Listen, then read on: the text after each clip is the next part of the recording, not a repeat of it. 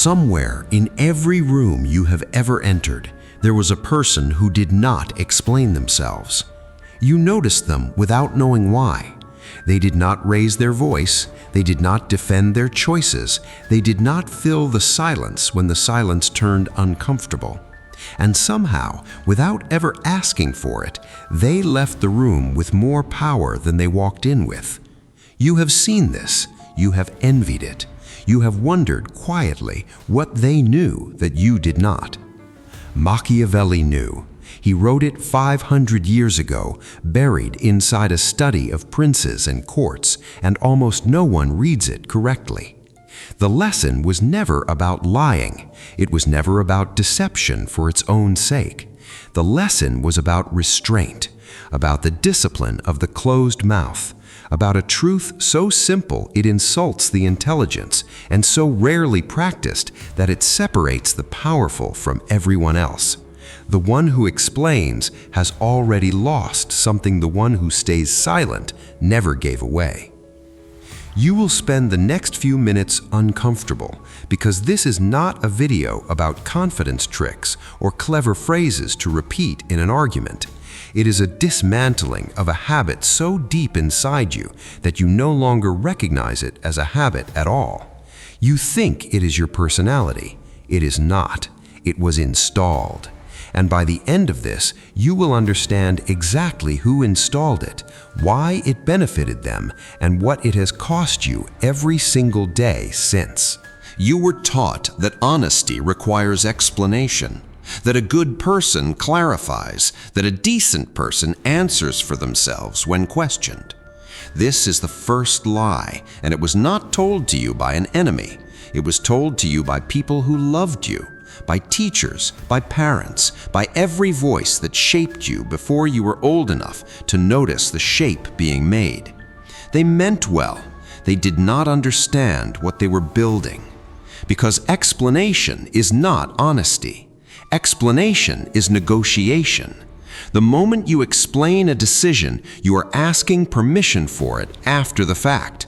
You are opening a door you already walked through and inviting someone to inspect the room.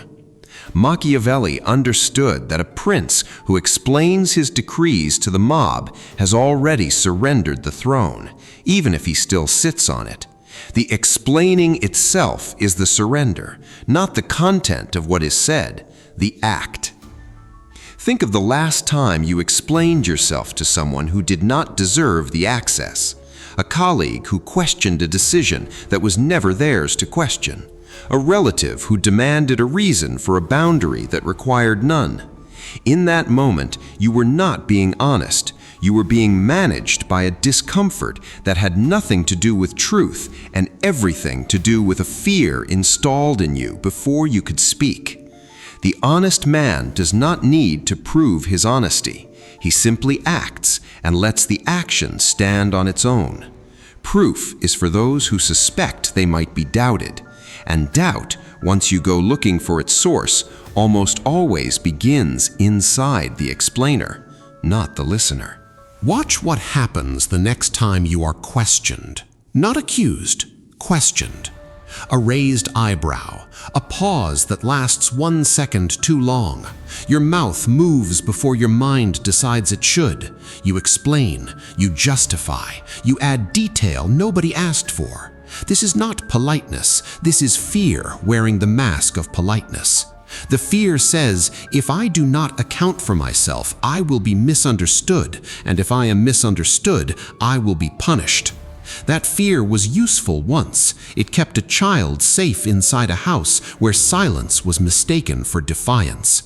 It does not serve you now. Now it costs you. Every unnecessary explanation is a small transaction where you pay and receive nothing back. You hand over your reasoning, they keep it, they study it, they use it later in a conversation you are not present for to decide what you are and are not capable of. You do not get to see that conversation, you only feel its effects later when doors you did not know existed quietly close. Notice the pattern in your own life, the job you did not get after an interview where you over-explained a gap in your history nobody was troubled by until you made it sound troubling. The relationship that cooled after you justified a boundary so thoroughly that it no longer sounded like a boundary, it sounded like a request for permission. Machiavelli called this the courtier's disease, though he never named it that directly. It is the compulsion to narrate yourself into safety. It does not produce safety, it produces a paper trail, and paper trails are only ever useful to the people reading them, never to the person who wrote them. There is a concept at the center of everything this channel teaches, and if you take nothing else from tonight, take this.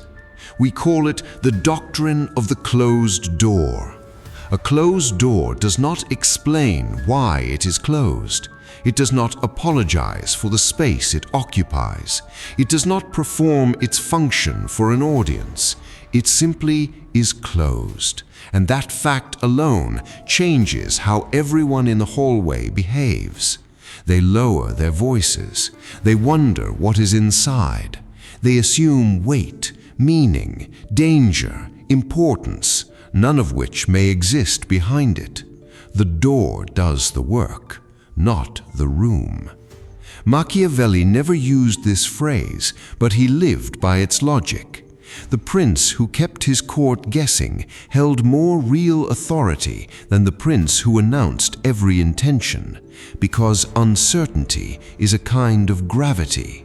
People organize themselves around what they cannot predict. You have been taught to be an open door. Tonight, we begin the slow work of closing it. Understand what a closed door does not do. It does not slam. It does not announce itself with force. A slammed door is still an explanation, a loud one, a statement dressed as an ending. The doctrine of the closed door is quieter than that. It is the door that was simply never opened for the wrong hands to begin with. It requires no defense because it was never placed on trial.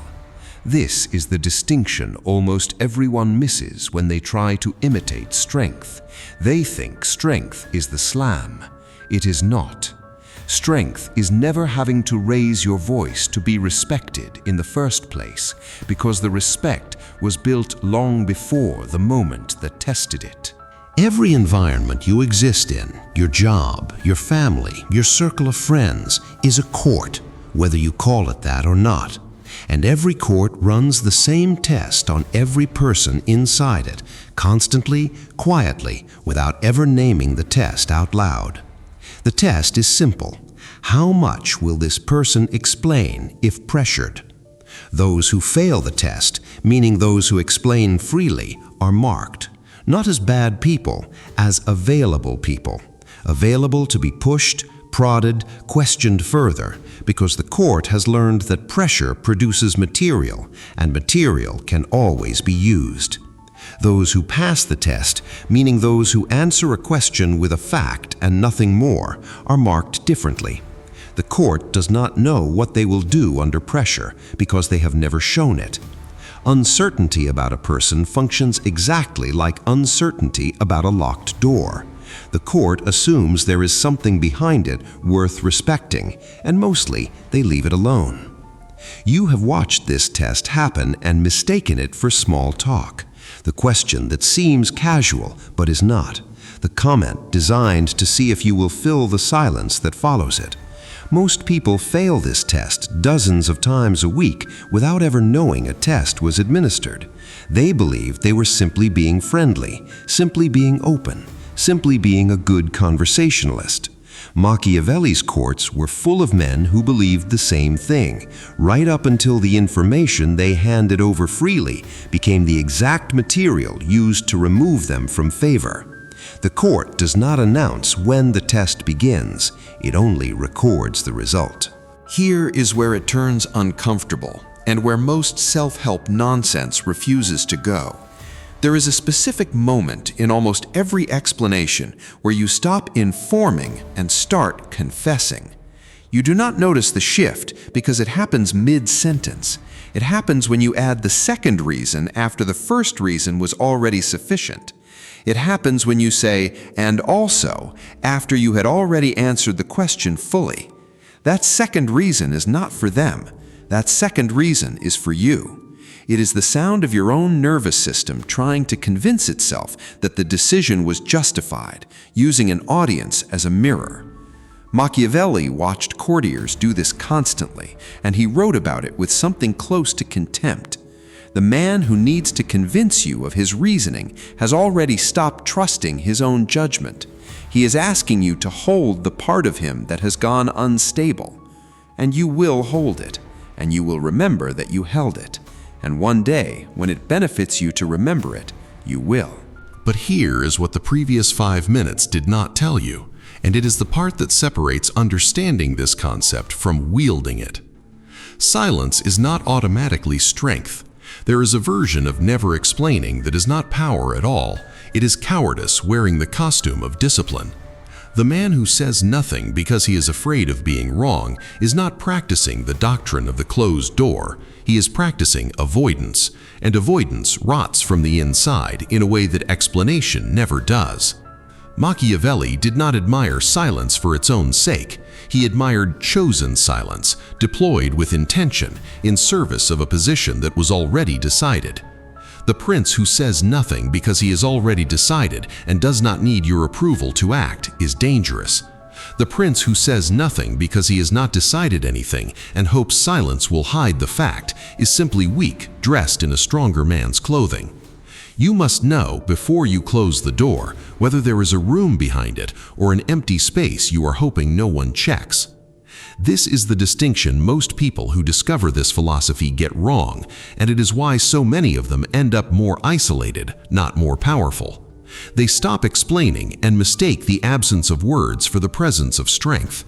But an empty room behind a closed door is eventually discovered, and when it is, the cost is far worse than if the door had simply been left open. The court forgives a man who explains too much. It rarely forgives a man who postured as unshakable and was found behind the silence to have nothing standing there at all.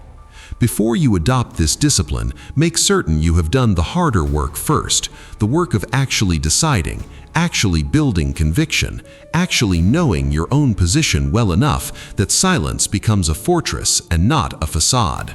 This is not a personality. It is a practice built in small, deliberate repetitions until it becomes the way you exist by default.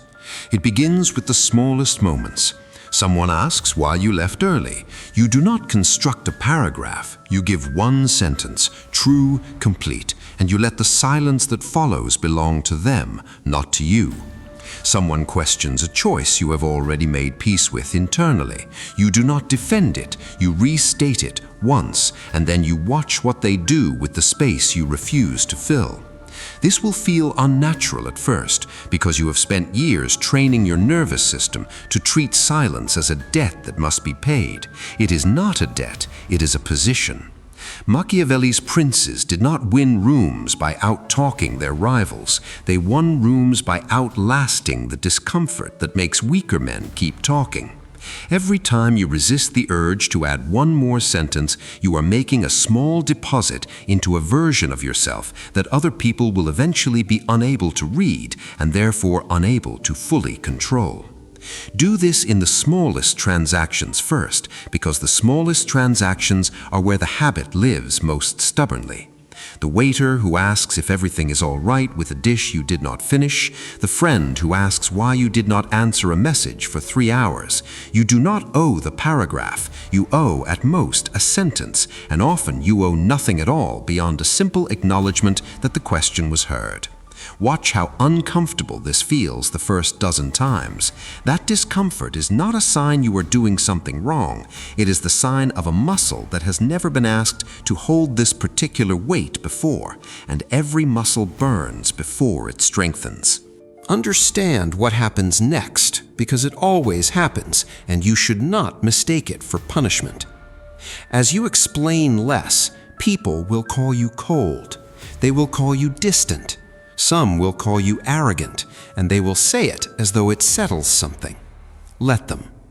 This reaction is not evidence that you have done something wrong. It is evidence that you have removed a resource they were used to extracting from you. The people most upset by your silence are rarely the people who wish you well. They are the people who benefited from your explanations, whether they knew it consciously or not, because your explanations gave them material, timing, leverage, a map of your reasoning they could walk through at will. When you stop supplying the map, they do not simply accept the loss, they protest it. And the protest is often loud, precisely because what they lost was valuable. Machiavelli warned that virtue, in the eyes of those who profit from your weakness, will always be mistaken for vice. Expect the mistake, do not correct it. There is a particular kind of person who will feel this shift in you most acutely, and they are rarely strangers. They are the people closest to you, the ones who built a relationship with the version of you that explained everything, justified everything, made itself fully legible on demand. When that version disappears, they do not experience it as your growth, they experience it as your withdrawal, and they will tell you so, often in a language of concern, as though your silence were a symptom rather than a decision. Some of these relationships will not survive the change. This is not a tragedy, it is information. A bond that depended on your constant self-disclosure was never a bond with you, it was a bond with your explanations, and explanations, unlike people, were never meant to last forever. Return now to the man in the room, the one you noticed without knowing why, the one who left with more than he arrived with, though he asked for nothing and defended nothing. You understand him differently now. He was not withholding out of arrogance, and he was not silent out of fear. He had simply stopped paying a tax that everyone else in the room was still paying without noticing it. The tax of constant self-justification, the tax of explaining a life to people who had not earned the right to audit it. Machiavelli did not teach deception. He taught the cost of transparency offered to those who have not paid for it. Every explanation you give away for free is a piece of yourself that someone else now owns, filed away, waiting for the moment it becomes useful against you. The ones who win are not the ones with the best explanations. They are the ones who were never asked to give one because they never volunteered it in the first place. That is the whole of it. Not a trick, not a manipulation. A closed door, standing exactly where it stands, needing no one's permission to remain shut.